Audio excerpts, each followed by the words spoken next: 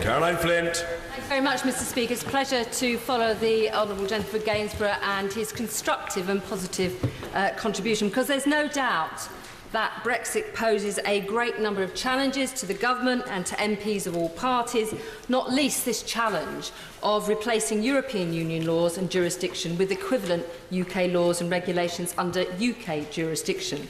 That is the purpose of this bill.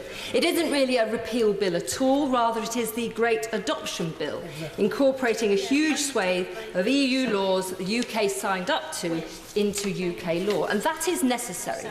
So there is a legal basis to a whole range of economic, environment and social activity the day after we leave the EU in March 2019.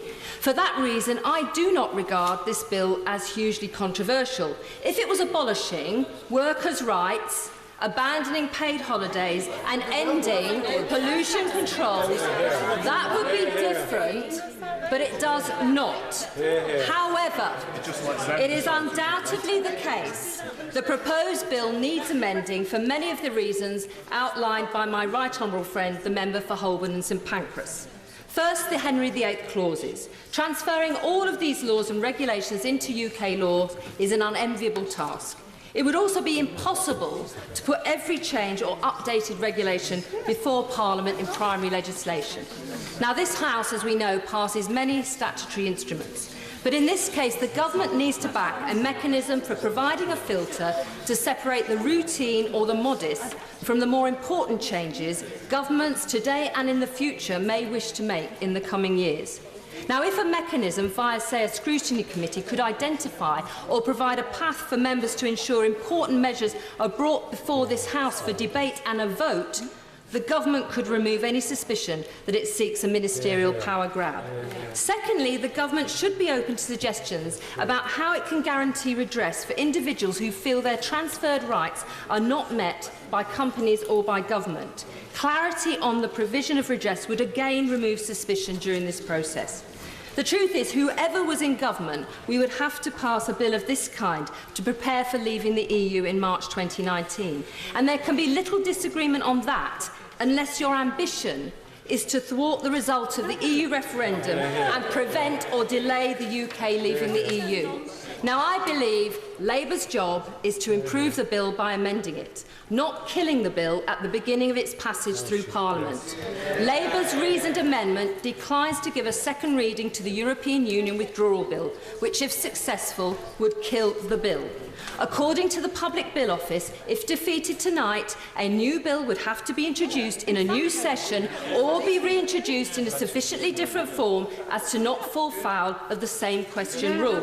Either way you look at it, defeat for this bill implies a substantial delay in transferring EU law into UK law, thereby increasing the uncertainties while the Brexit clock ticks towards midnight. I voted and campaigned for the UK to remain, not in a metropolitan city or university town, but in a seat where I knew the Leave vote was the likely outcome. I welcome colleagues who weren't campaigning in such seats to visit mine. Since the result, I've argued that Leave and Remain supporters should bury our differences and get on with it. Complex issues like trade will require more time, hence the need for a transitional period of minimum change while future arrangements are put in place.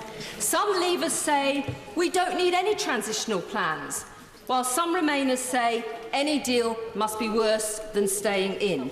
To them I say this: life post-Brexit is not a choice between nirvana and a living hell. Some changes will be better, some worse, and much will pass unnoticed. We either work to make the best of it or simply damn it for not being perfect. This calls for honest endeavour and compromise from all sides.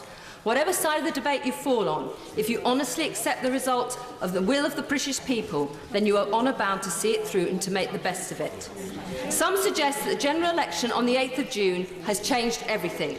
Well, like it or not, it has led to the second coalition of sorts in 7 years, a confidence and supply agreement between two parties, both of whom promised to deliver Brexit. And in that general election, I told Don Valley voters, when Britain leaves the European Union, I will work for a deal that works for Doncaster, That means easy trade, protecting workers' rights and tough immigration controls with strong borders. I said I don't support a second referendum. We need to bring people together, whether they voted leave or remain, and make a success of Brexit. I repeat those words today because I have no intention of breaking my word to the voters who've returned me to this House on 6 occasions. I hope ministers will listen to the concerns raised about this bill, because the government's lack of openness, collaboration and foresight to produce a better bill has not helped.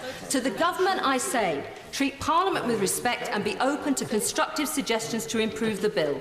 I will work with others to improve this bill, but tonight I cannot vote to block this bill, and I shall be abstaining to allow the bill to be further discussed and amended.